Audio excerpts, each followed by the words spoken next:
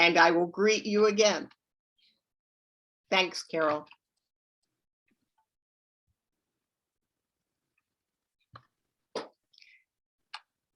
So to respect everybody's time, I am thrilled to spend a Thursday night of a day that was a snow day that didn't happen, and hope that the roller coaster we've been on will hit a high and safe point this evening, and that it really will not end for you, as it certainly hasn't for me. I have a PowerPoint that's going to be a sidebar to the two incredible guests tonight.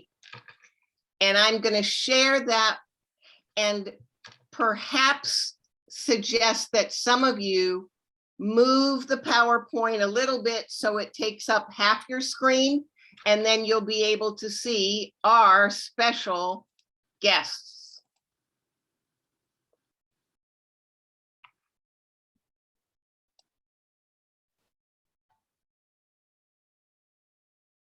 So welcome to a presentation of a program that I was first introduced to by my longtime, almost lifetime friend, Jane Gutman, who's with us tonight from LA. Jane, would you at least share what the temperature is? I don't think you want to know. It's, it's only 4:30 here, so it's still sunny and probably in the high 60s. Very pleasant. Fair enough. Jane and I first met when we were both in Philadelphia teaching at Germantown Friends School. What we uncovered is almost a half century ago. But not quite as long ago, I met Maureen in Rwanda. Shortly after she had been selected as a She Can Scholar, and ironically, Jane was her mentor. So I got to meet Maureen in Rwanda even before Jane did. Maureen, why don't you tell us what the temperature is and where you are? I am in DC. I have no idea what the temperature is, but I'm thinking maybe in the 20s. Is it right? That makes us feel good to be in a Zoom session with you. Okay, so Jane was involved with She Can, and I got to meet Maureen. And over the 5 years of Maureen's scholarship and Jane's mentorship role, I became kind of an outlier, but a voyeur to this entire program. And we're going to take you through what we've done. And I can only tell you, I've been so inspired that I've now become a mentor, and where we take you tonight will show you where we're all going. She Can was started by an incredible woman named Barb Balinga, and Barbara in 2006 was in Rwanda because she was interested in helping nonprofits, certainly post-genocide, kind of develop and create better outcomes for small business owners. And in the process of doing that, she did something that I've actually done in Rwanda. She was in a beauty salon, which, by the way, are sometimes, as Maureen will laugh, we both know they're sometimes spelled saloon instead of salon. Barbara was there and she was getting her hair cut, which was almost the last time I got my hair cut in a similar place. And the business owner said to her, "What can you do to help my daughter go to college in the United States?" And she had such an engaging conversation with the woman that when she went back to San Francisco, she virtually completed her consulting commitments and started an organization called She Can. Whoops. And the purpose of She Can is to build female leadership in post-conflict countries by equipping and empowering these incredible young women with education, that's a university college experience, mentorship, that's the family and leadership relationship that people like Jane and I have, and then the skills needed so that when they go back to their home country, they can help their nation become positive in the most important ways. There have already been 74 scholars with $19 million worth of full ride scholarships. And the program is growing so that by 2025, there will be 25 scholars each year from 5 countries.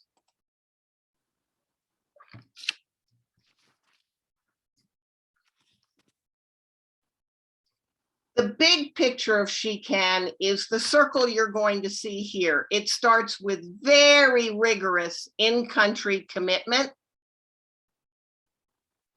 And then these students are supported as they prepare to take the pre-college exams.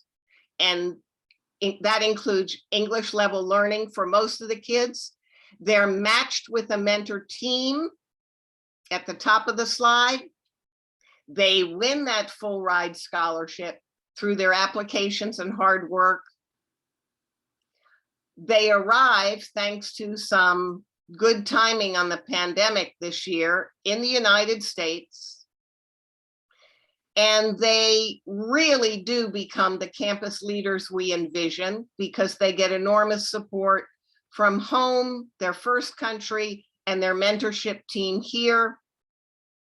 They work in internships during the summer. Maureen, that's not you. That's a zip line. I was thinking it looked like someone under an airplane for a second. That was one of Maureen's visions. They graduate from college and then they return home. They return home with the skills and the drive and the motivation and the networking connections to make their country with good impact. So I've introduced you briefly to Jane and Maureen. You're going to get to know them better as we move through this. And I'm going to start by taking a little Passover tradition from the Jewish tradition and ask Jane the 4 questions. Whoops. Whoops.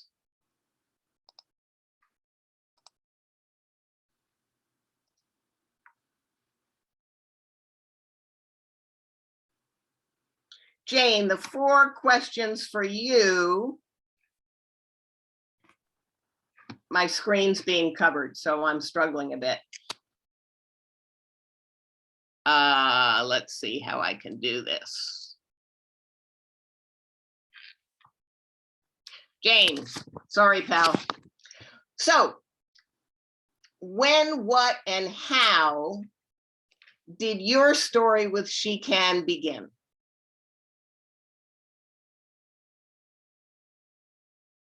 You're still muted according to my screen. Thank you, Phyllis.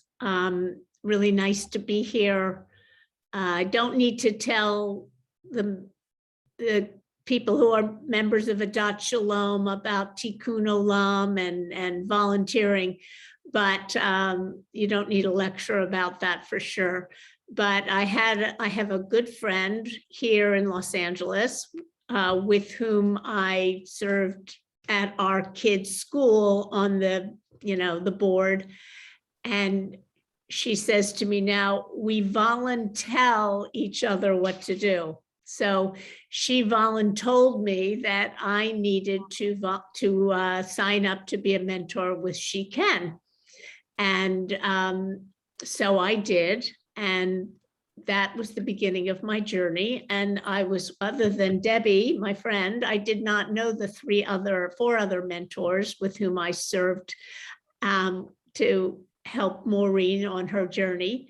But it was a delightful experience from start to finish.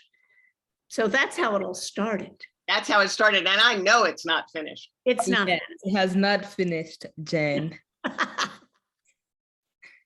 So Jane, name some specific personal and professional skills for you that you brought to this program, because you really are, you're a star nationally and internationally. But what are some of the specific personal and professional skills you brought, and maybe even what some of the other mentors have to offer? Well, my background is in college admissions. So I was associate dean at a big university. So I know a whole lot. You can of name names. the University of Pennsylvania. And so I know a whole lot about the admissions process. And I would say that experience has been very helpful to the staff at SheCan and to my team of two teams of mentors, because I'm mentoring a second student now with Phyllis. But having the experience of knowing what admissions offices are looking for and understanding the whole application process made it much easier, because that's where we started with Maureen, was with applying for college. And I have all kinds of other skills, I guess, that, but I have two children who are a bit older than Maureen, and I think that has helped me a little bit. And I do a lot of writing and a lot of presenting. And now I'll let Phyllis talk for a second. And I have two dogs.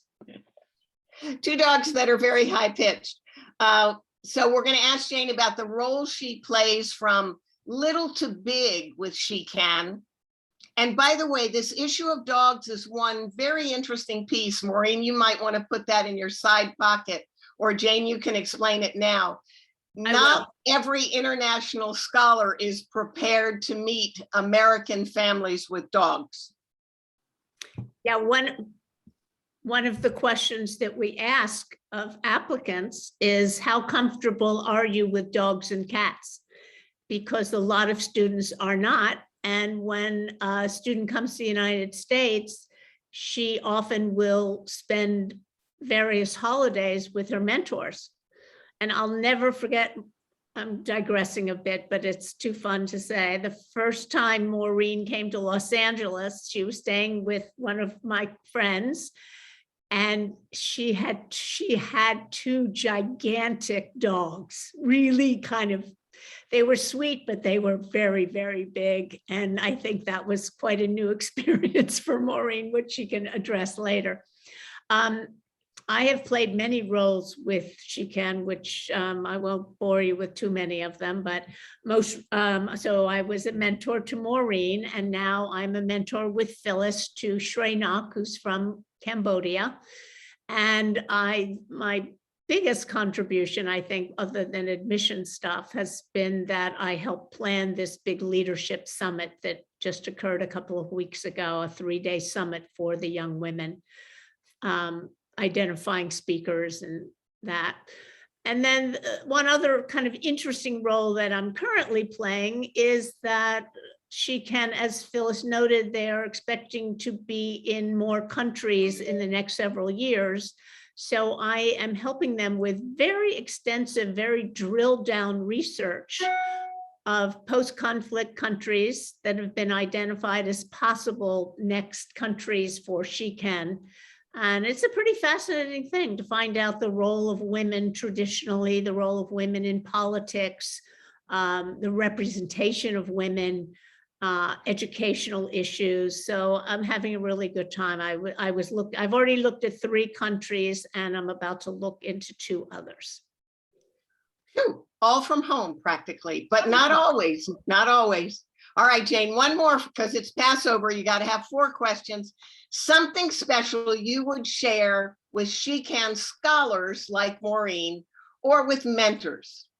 One thing that maybe you just want to say from the heart. When I signed up to be a mentor, someone said, you will fall in love with these young women, and then hopefully you will be at their weddings. And I have to say, I have that kind of a relationship with Maureen, and if she decides to get married in Kigali, I will make every effort to be there. So that's a special thing. Yeah. It's a special relationship because it's a 5-year relationship in which, as we will see, you play different roles. Great. All right. Well, thank you for that warm, thank you for the heart too. All right. So Jane, take us through actually kind of the process that brings a student towards becoming a scholar.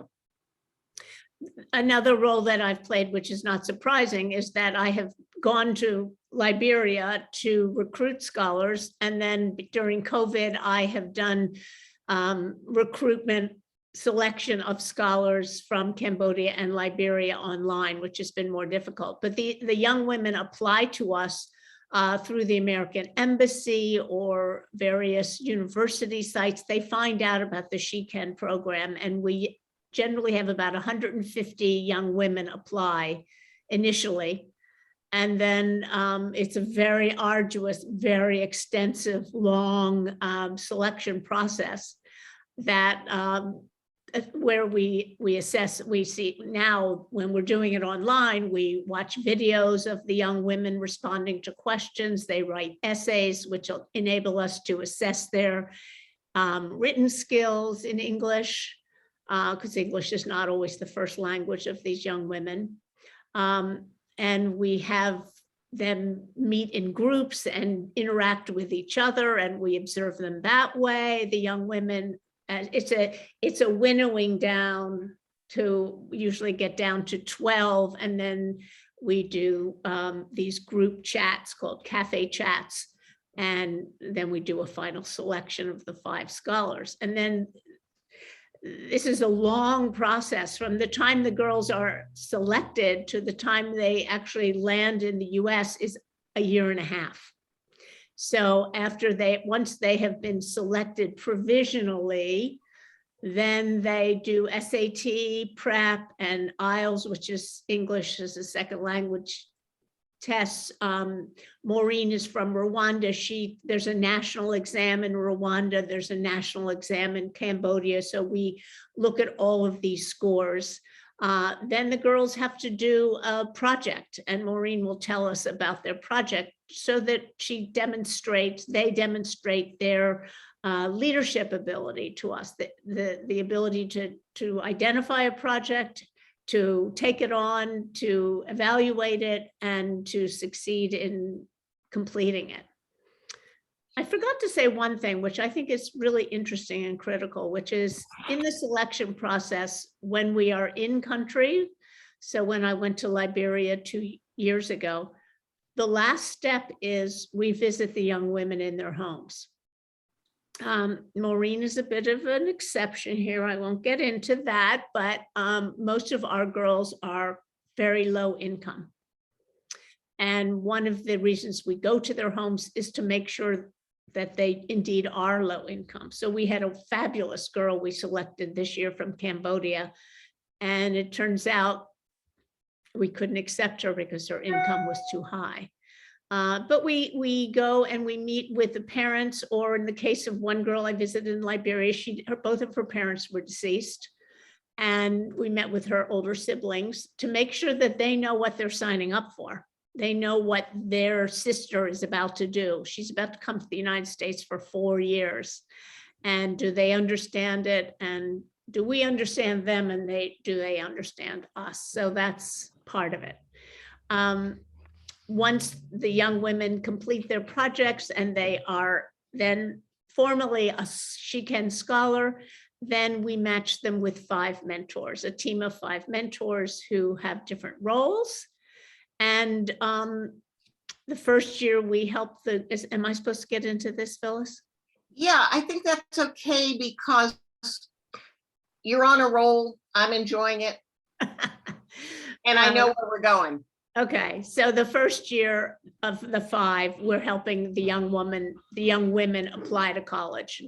And each of us has a role. Phyllis, for instance, this year did the essays. So she worked on essays with our Cambodian mentee, for whom English is not her first language.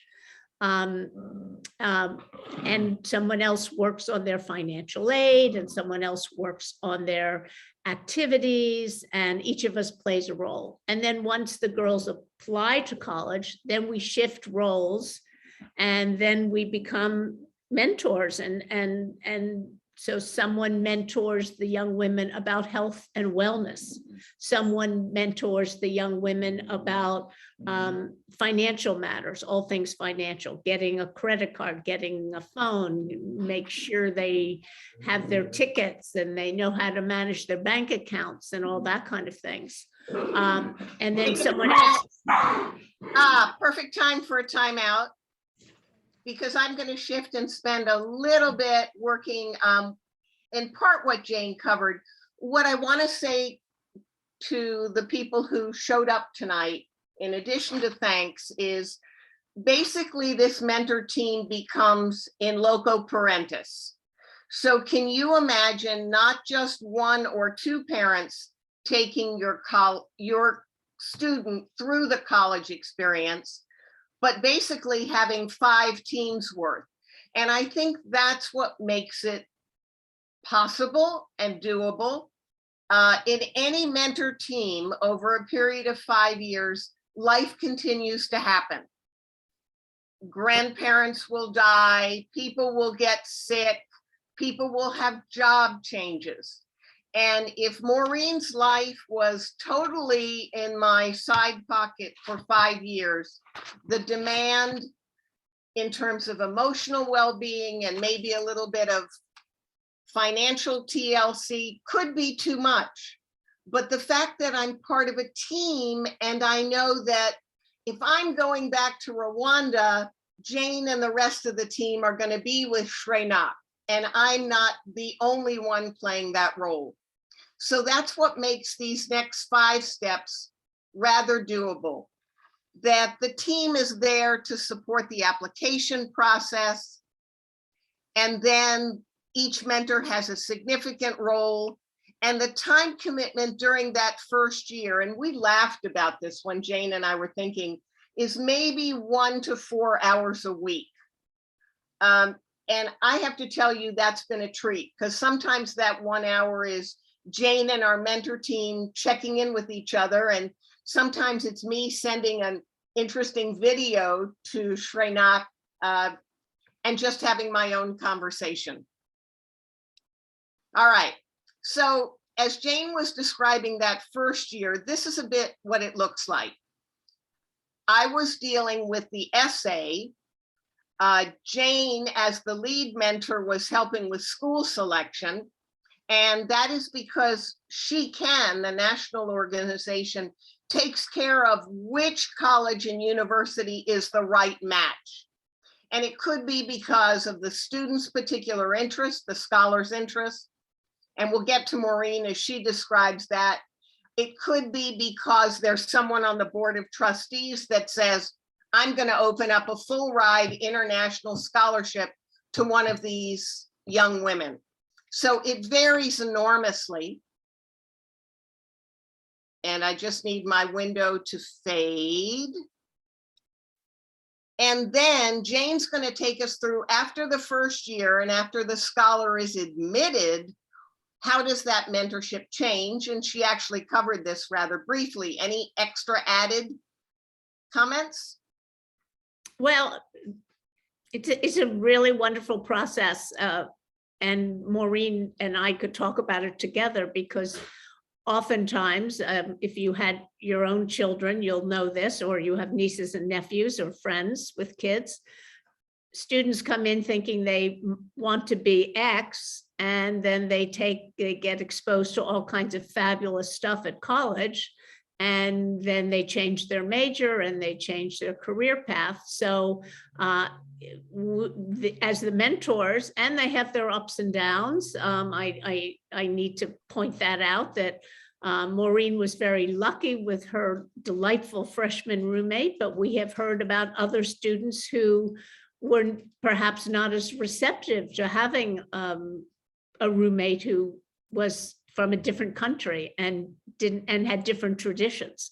So the health and wellness mentor stays active and busy. And the internship and employment mentor helps the girls identify summer opportunities. And there's this huge network of She Can mentors and friends who help with that, which is wonderful. And the leadership coach helps the young women identify ways to get involved at the college level and set themselves up for their career paths. So let's find out who this magical, successful scholar is. As you recall, I met Maureen when I was in Rwanda, I believe in 2016. And I will tell you, when I put a note on the Adat Shalom listserv, probably about maybe a month and a half ago, and said, does anybody have any extra stuff? It's because Maureen has now moved to the Washington, D.C. area, and her apartment mate is actually a former teacher from Agahozo Shalom in Rwanda, and he is now doing graduate work at Georgetown University, and he's already met Sherry Lincoln and got a job. And I think Sherry might be showing up in one of these boxes. And Maureen promises that she's going to take me to church one Sunday, and I'm going to take her to Adat Shalom. But let's find out a little bit more about her. Maureen. Yes. And what and how did your story with She Can start? Thank you. Thank you very much for the sweet introduction. It was very nice to hear from you and Jen. And in Rwanda, as most of you know, Rwanda is a very small country. Everyone knows each other. As Phyllis is saying, it's just connections. And even my apartment mate, we had been introduced some time ago. Rwandans know each other everywhere. So with She Can, I have older siblings that had classmates who had been through She Can. At that point, She Can was called Open a Door Foundation, and they knew the scholars. There's one they showed earlier called Lerner, who is now working with the Ministry of International Trades, and she was a classmate of one of my siblings, and I saw her leadership skills and what she was doing in college, and I was so inspired. And I just decided after I graduate high school, I'm going to apply to She Can because it's a community I want to get involved with. And that's how I got to know She Can, and my journey started with She Can. All right. Now, Maureen is awesomely awesome. So to be selected, what were you required to do? Yes, Jen touched a little bit about it. So the first thing we do is apply online. And at my time in 2015, it was about 200 of us. And through that initial application, they pick a few who do an interview with Barbara and She Can staff and a few of the mentors that travel with her to the countries. And after that, we do a group interview, as Jane mentioned earlier, and we see other scholars who are applying. And after that, we do a very interesting thing. We present a topic. I remember at my time, I presented about Boko Haram, which was a very big problem in northern Nigeria in 2015. And I had never learned about the topic, but I had to learn it and present it and just say my mind about the problem. And other people had talked about just different issues in the world. And it was such a great learning opportunity for all of us. And after that, when you get selected after that, you start doing the Take the Lead project, which is a really good opportunity for us to give back to the community, even when we are still in Rwanda. So for me, what I did, I have neighbors where I am in Kimirongo in Kigali, Rwanda, who were using unclean water, and it was just a source of different diseases, waterborne diseases. And I was just a high school graduate. I didn't know what to do about the problem. So, but at that time I was mentoring high school girls in doing community projects. And one of the mentors had a company that cleans water in different parts of Rwanda. Her company was a for-profit company, and they didn't have any money to pay her to do anything about the problem, but she connected me with a faith-based organization called Living Water International. And I reached out to them. I told them I have neighbors who would really use clean water to drink and do other activities. And they were very happy and impressed that a high school student could do such a project. And that's what I did. I constructed a borehole that cleaned water for my neighbors. And to this day, over 150 people use that clean water, and it just makes me happy. And just to know that you can do a big thing like that, even at that young age, when you're willing to give back to the community. Wow. Yes. All right. I just admitted someone, and let's get you the third question. What are you up to now? By the way, we are skipping Maureen's entire college story. Don't worry, we're going to come back on that. That's probably Okay. the one thing that many of the people in Adat Shalom, that's the one thing you know, the challenges and the choices that are involved with college. But what are you up to now, other than you and I haven't seen each other for like 2 weeks, and you just came back from Rwanda and Kenya? What are you up to now and in the near future? Yes. So to get to where I'm up to now, if we're gonna talk about that later, nice. So what I'm up to now is I'm working with a nonprofit in DC called Education Design Lab, and what we do is we design education models for under-considered communities, who we call new majority learners, like single moms or like rural community colleges, Black communities. And what we do is we design projects that really serve them and are learner-centered. And in the near future, I see myself continuing to work in education and just improve my knowledge and go back to Rwanda and work with the Ministry of Education and contribute what I've learned in the US to my country, Rwanda. Okay, I'm not going to cry yet. What is something special you would like to share with a future She Can scholar or with your mentors, Jane and others? Yes, I would like to start with my mentors. First of all, I thank Jane very much. She played a very big role in my college life. I'm not gonna cry either, but she she really supported coming here in the US when you don't have a community. It's so hard, and the mentors really help you get many things, like starting from like a bank account to just Jen, we talk a lot about just life, and you feel like you have family in the US. That's the small thing I would say, yes. And for scholars, this is a great community, the She Can community, to be a woman who is being empowered, because all over the world, women are disrespected, mistreated. So to have such a community is a very big privilege, and I hope I hope all scholars stay a voice and a force that makes sure that under-considered communities are given representation and taken care of. Yes. Okay, I am crying. All right. So we are going to take a little bit of time out, and I'm going to invite this wonderful group of Adat Shalom people who are my family of friends. And I'm going to ask you all what questions you would like to ask about She Can. And we will have Jane and Maureen be the answers to your questions. And then a little bit later, Maureen and Jane don't know this, I've added Shreinak, I've added Jess to this.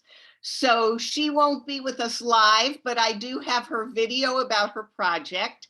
So we're going to introduce you. So I'm particularly interested in people who have a connection with Syracuse University or the media in Washington, DC, and things like that, so that when Shrenak comes to visit me, I'll be able to take her to your homes to eat, because I know every single person on the screen is a better cook than I am. All right, so do we have some questions from the group? And what will help is if you use the hand raising feature at the bottom of your taskbar, or you can wave ridiculously at us and unmute yourself.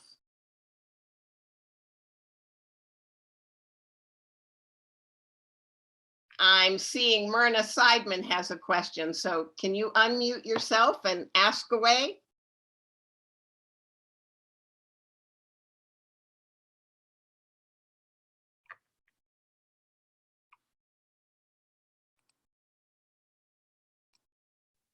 Myrna, was that a hand wave or a hand? Yes, okay. Here she is. All right, get your nose there. Give us a little good screenshot so we can see. I think I'm off the screen. I think your hair is showing. There's, whoa. Okay, gotcha. All right, great. Tell me how you form your mentor teams. Are you looking for complementary skills, or you do it by time frame? How does that work? And are they geographically in one area or dispersed? Are you matching complementary skills? I have a bunch of related questions about that, but just tell me how the mentor teams are formed. You're asking the question beautifully. That's a lot of depth. Take it, Jane. Yeah, that's a wonderful question. They're actually formed in different ways. Sometimes people volunteer, they hear about She Can through a program and they don't know other people. And so the She Can staff will put together 5 people. In the case with Maureen, it was one person asked a friend, and then that person asked a friend, and etc. And in the case with Shrenak, where Phyllis and I are mentoring, they're all my friends. So I volunteered to be the lead mentor for a new scholar, and then I offered to put a team together. So we do not do complementary skills. That sounds like a really great idea. But in general, the women who sign up, we all have skills, right, Myrna? We all have things to contribute, and it seems to always work out. She Can also, from the national office, does provide learning opportunities for mentors.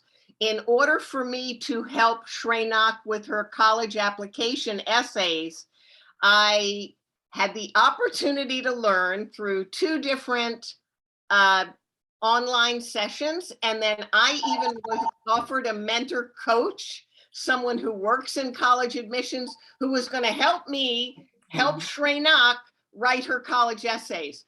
The good news is that's something that I felt really comfortable doing. And I almost kind of wanted to say, could you lighten up a little bit? I think I can handle this. I also had Jane as a lead. So, I mean, and again, 50 years of friendship makes a difference. You know, so I'm very lucky in my I think Jane corrected me once, it's really only 48. But as I said, sometimes the mentors don't know one another, and She Can will just put together 5 women. And in terms of geography, all over the place. It's nice for the scholars because they get to visit different places. And, you know, in Phyllis's case, she's the only one in our group who's on the East Coast. So she will have proximity to Shrenak at Syracuse. So there's a variety of ways to form a group. I understand that there's a commitment of $1,000 a year. Is the expectation that people pay that out at one time? or is that spread out over the year? And is that then a budget that the group has that they can spend as the need arises, or once an individual has put in the $1,000, how does it get used by the group, or doesn't it? That's another good question. My I guess, did not pre-train Maureen, I did not pre-train Myrna with this insight. This is just how people are in our lives. All right, take it, Jane. so I'm sure that you can pay the $1,000 over time, over the course of the year. And it is not our $5,000 to be used directly on Maureen. It's paid to She Can, but they then dole out all kinds. These young women are given computers. They're given transportation to the United States and back one time. They are given, I think, $1,000 budget or more to outfit their room at college, to buy them all the stuff that all the young students from America are going to bring with their parents or friends. They're also given a budget for winter. The mentors are given a budget to help clothe the women for cold winter months.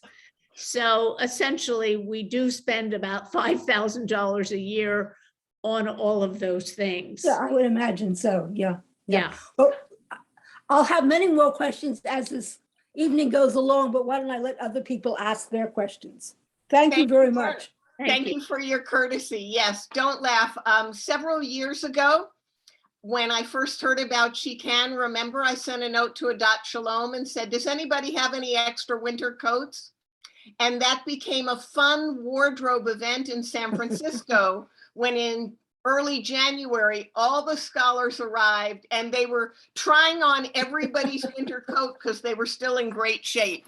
Mostly right now, I'm worried that my California mentor team is leaving it up to me to go to Syracuse in the winter. I'm terrified that I won't survive, let alone Shrey Knock. But don't worry, Jane's got my back or got my coat, whatever. Both. How about some questions for Maureen? She's as verbal as anybody I know. What was it like to be in college as a She Can scholar? Thank you. That's a very good question. And starting with the winter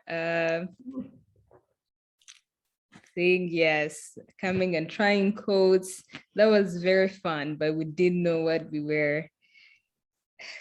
Yeah, the first winter was very tough. First year winter, Jane came to visit me when I was in first year, and she saw how a little shook I was with the weather and also many other things. But definitely winter did not make it easy, but it got easier over the years. So in college, when I first came, I will start maybe with academically. When I first came, I wanted to be a pilot. That's what I wanted to do for a long time since I was a child. But I think I have a brother who's a pilot, and in my family and my boyfriend, and I thought that's what I wanted. But when I came to college, I realized it's not really the path I wanted to take. I tried engineering, which I really liked. And I continued doing engineering, but in a different kind of engineering called human factors engineering or engineering psychology. And through my internships and co-curricular activities, I grew a big passion for education, and just looking at the education back home and the education I got in the US, I feel like it's what I want to do, especially education technology and helping people in my community have a better education, a better quality of education.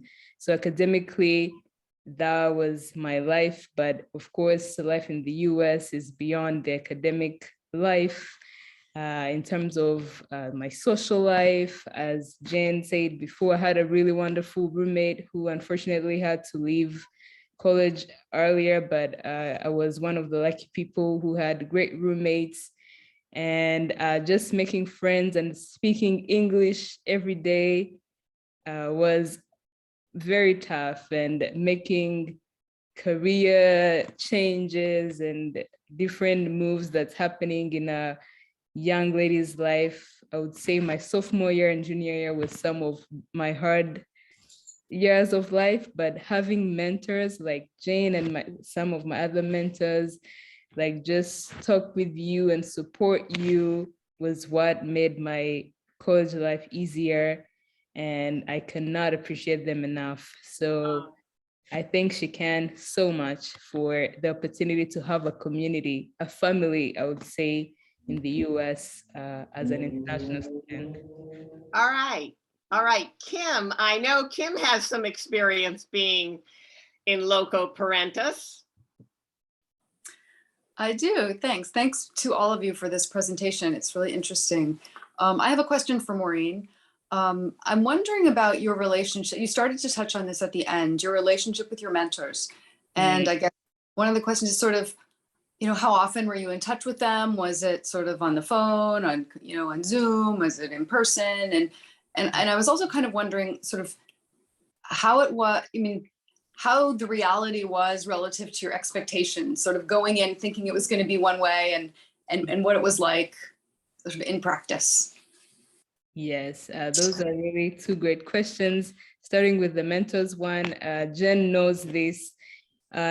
So in my culture in Rwanda, we're like children and parents, at least in my family, we are very independent. You do your thing, like go to school as long as you get good grades.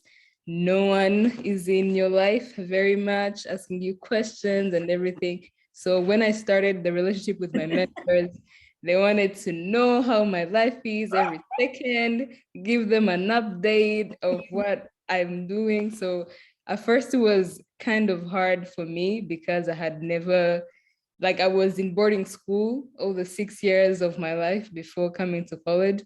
So I didn't know that life. So it was kind of hard at first, but later on I told them, this is how I live, and they understood and gave me space. And I think over the years, our relationship became very, very good. And also for them, they're different people. Some of them have children, some others don't have children. So you realize that they're all different, and you kind of learn to communicate with all of them, which is really nice because having different personalities, some of them help you in one way and the others in another. So I love that I have 6 mentors who are very different and are helpful in their own different ways. So I would say at first the relationship is maybe not easy, but over the years it gets easy with the efforts of both the scholars and the mentors. So for the second question, is my expectations in the US. So yes, when you're watching the US on TV, because we used to watch a lot of movies, a lot of music videos, you think it's paradise. You just yes, there's a lot of good things going on.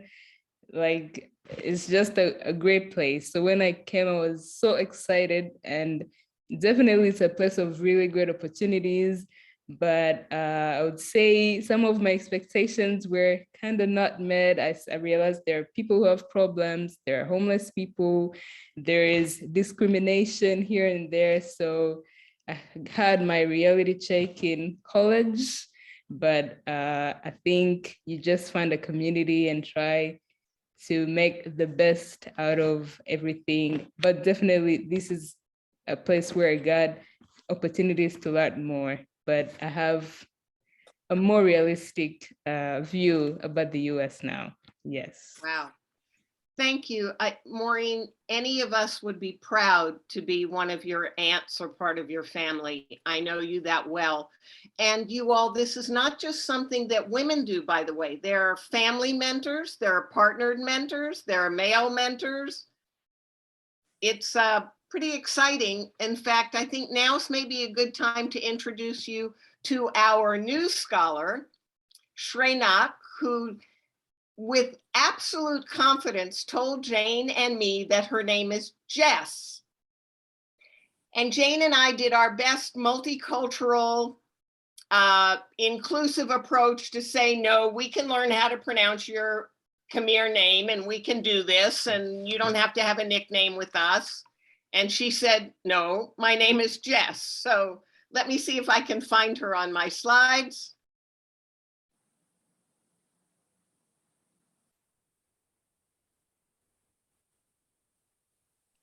And also like the economic issue. So Isaac is a international youth organization which consists of 126 countries around the globe and Cambodia included. So I worked there for around 1 year and 6 months, from a team member to a team leader to a supporting team of the whole ASEAN Cambodia. By working with Isaac, I have learned so many things, including time management, problem solving, and also to have the global perspective, because I work with people from many backgrounds and countries, and I have teams to manage, and this all teach me to the person I am today. GLL project is in short as a Girl Learning and Leading. So I was a project coordinator for this project, and we got funded by the Asia Foundation, and she said though, it's like a project to help girls in Prevent province and other provinces to learn English. And also, we also coach like STEM subject to grade 12 students so that they can prepare themselves better for the upcoming grade 12 exam. It was quite fun, and I learned a lot from the project because I can really see the unprivileged students. They really happy to get the chance to study English because we only recruit girls, all girls. They were really grateful for the opportunity because at the end of the project, they can communicate with me and with other teachers. And that was a really great experience to witness. I want to bring back my knowledge in media field in the US and bring it back to Cambodia by helping Cambodian people to learn more and to know more about the issue in Cambodia, because I aspire to become a filmmaker and a video creator. And I believe that by my films, by my video, they can learn more and raise the awareness on the social issue and to be part of the solution and not to be part of the problem. When I go to the US, I hope to show my fellow American friends of the rich culture of Cambodia, because we're a really old country and we have rich cultures, food, dance, temples and everything. And it just, I am proud to be Cambodian.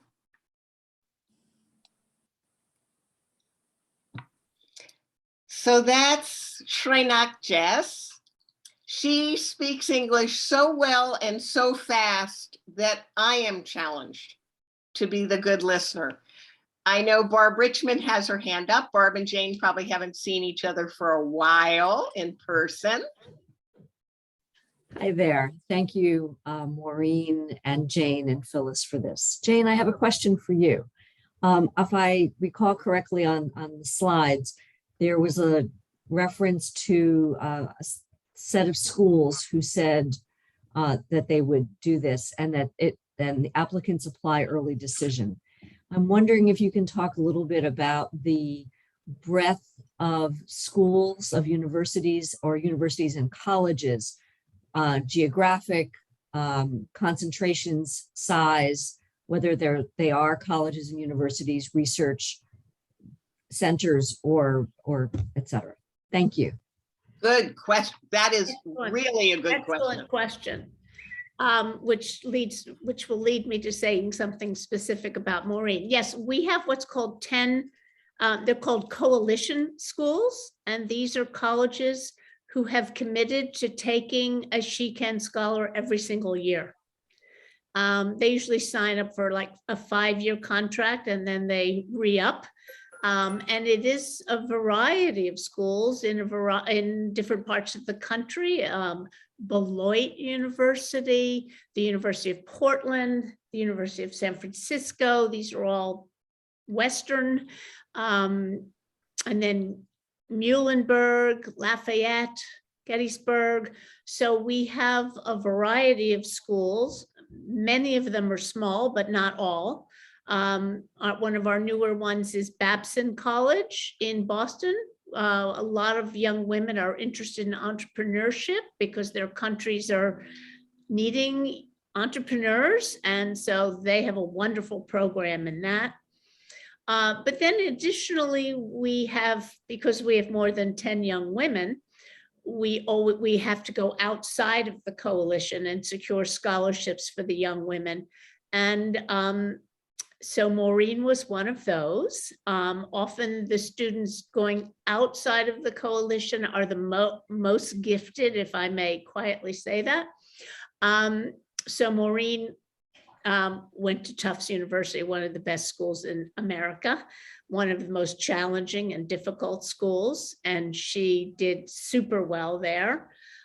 We have had students at Harvard. We have sort of a bit of a loose relationship with Dartmouth College, so they have taken girls many years.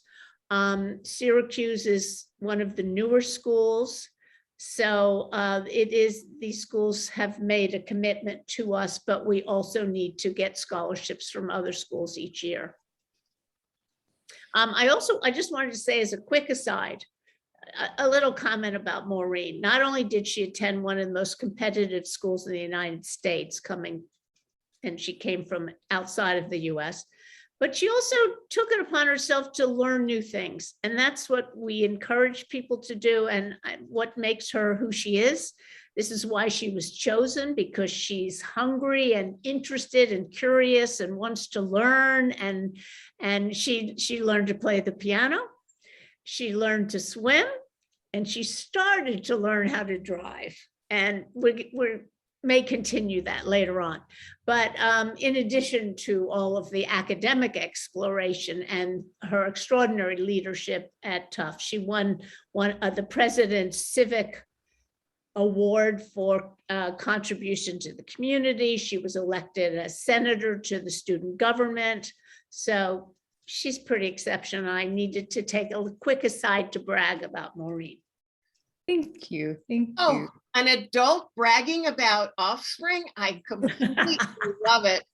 And I know this is going to be special because someday I hope many of you at Adat Shalom will get to meet Maureen. And I want to just be respectful of time. In addition to being a mentor, there are other ways to get involved with She Can. There's coincidental ways. So if I bring Shrenak here and we want to do something and go to the theater, I know exactly who my go-to people are in this room. Or if, for example, I need some other college age people around, I know who I can check in with in this crowd. There are also ways where, just as an individual, without being part of a mentor team, you can still make a contribution either as a volunteer with funding or other things to the organization. My suspicion is the Washington area mentorship seems to be growing. Lots of adults want to lead and support gender equity success globally. And there are several of us in this area, so more teams are available. And I know it's going to be expanding. There is a particular handout that if Carol can help grab a screenshot, I will promise to send this attachment to each of you individually about mentorship. And I think I just want to go back to my slide share and say perhaps good night in a formal way by showing you a little bit of who Shrenak is to give you a sense of the outstanding scores and levels that she brings hopefully to the United States relatively soon, and a little bit about her background. She happens to be a pretty darn good badminton player, so I'm excited to introduce her to pickleball, but you know, that's maybe a little selfish on my part. And then I'm going to say, we are recruiting new mentors. They come in every size, flavor, shape, and form. Frankly, one of the things we've really missed with the pandemic is the January leadership event, which brings all the mentors from around the country to the Bay Area. And that was the program that Jane just designed for all of them. I had hoped to go and present, and instead I sat at home on my Zoom.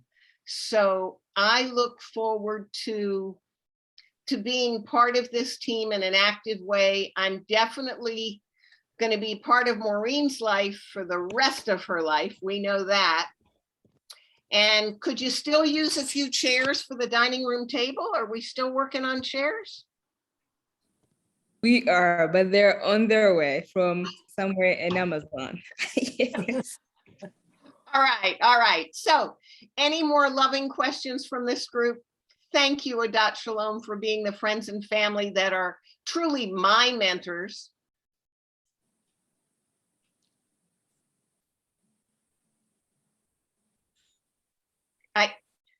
Maureen, this is a heck of a crowd here, Jane. These are the people that can rock the world.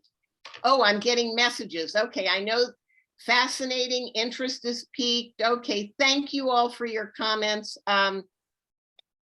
Jane's going to be in town soon, so I know there'll be some fun and frolic and hiking in my world. By the way, not only did Jane and I go back to being Germantown Friends School teachers, but for our 40th birthdays, we climbed Mount Kilimanjaro.